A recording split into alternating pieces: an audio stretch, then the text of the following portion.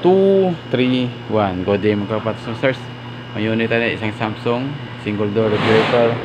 Ang sabi ng customer, hindi na nag-produce ng yellow dito sa loob ng evaporator. Kaya tingnan natin, i-check natin lahat ng mga possible bakit hindi nagkaroon na ng leak. Tapos ang unit ito almost 10 years.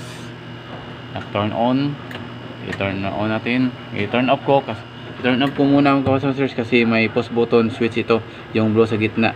Kapag naka-pause yan, halimbawa naka-on, i-pause mo yan, naka-automatic defrost. Ang replica na yan, cancel, is off mo muna bago, tapos yan. Tapos dito tayo sa likod ng kapatid. Tingnan natin. Okay yung thermostat control, tapos okay yung relay at overload dito. Tapos ipakita ko lang sa inyo kapatid.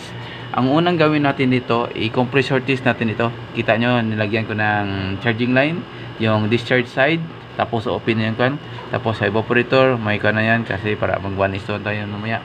Tapos lagyan natin ng gauge yung discharge para paganahin natin kung kuha pa ba ng compressor o umabot pa ng bomba ng compressor na 300 to 350 psi.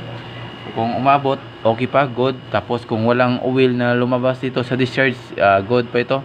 Ginawa ko ito kapatid kasi para ma-check natin yung compressor kung good pa. Kung di na good yung compressor, hindi natin sabihin natin yung customer na wag na ituloy pa-repair ito kasi expected kung palitan natin ng compressor ng brand new.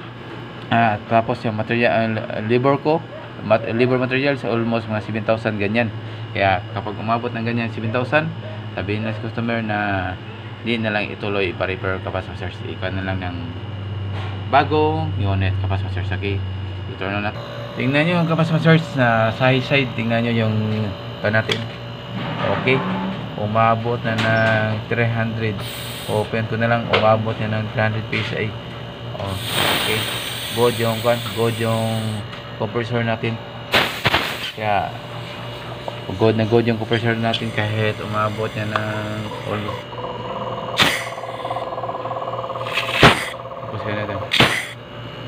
okay, walang oil na lumabas sa discharge natin. Kaya mag 1:1 tayo, leak test natin kan. Ayun, ito yung sa return at sa capillary, kasama niyan papuntang evaporator. Tapos ito at sa filter, ito yung condenser natin. Kaya leak test natin kapatid. Lagyan natin ng yan kapatid sa high side discharge o sa condenser side, linagyan ko yan 200 PSI. Tapos sa evaporator 100 PSI lang yan mga kapatid. Bakit 100 PSI mga kapatid? Take note sa lahat ng mga technician, especially sa mga bago pang technician, huwag kayong magkamali maglagay ng high pressure dito sa evaporator kasi aluminum ito. Kadalasan ng evaporator ng refrigerator is aluminum, especially dito ganitong mga single door. Subukan nyo magkamali kayo ng pasukan yung 200 o 250 PSI, sigurado sasabog ito.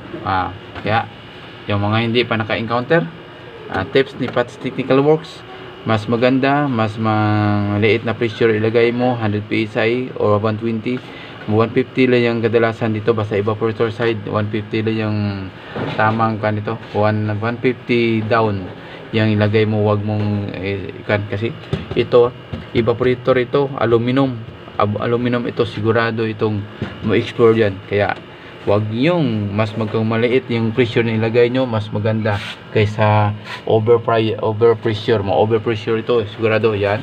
Ganito evaporator, baka magkamali kayo, patay kayo sa customer. Yan, tips ni Pat's Technical Works. 150 down PSI lang, huwag yung isagad ng 200 to 50. Baka kagaya niyo ng aircon, iba itong refrigerator. Sa nakasubok na, tapos naka problema na yun, nagkamali na sa pagbigay o paglagay ng pressure sa evaporator ng refrigerator. Tahan ka, comment kung totoo ba. Okay, yan, kitang-kita nyo, evaporator aluminum na. Okay, tingnan natin kapatid. Standby natin ito almost kahit 5 hours, depende lang sa kan. Ito parang gumagalaw yung sa natin condenser. Kung sa evaporator hindi gumagalaw, nasa 100 PSI pa rin. It means yan kapag nasa 100 PSI, kung hindi gagalaw yan, walang leak ang evaporator. Dito tayo sa condenser kapag may leak itong condenser. Built-in ito, replacean natin ng condenser na ganito.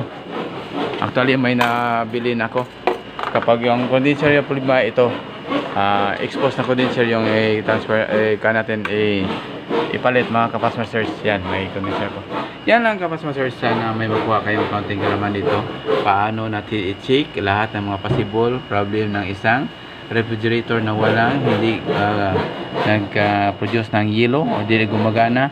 Ito, ang unit natin is almost 10 years, kaya una kong i-check yung compressor kung good pa.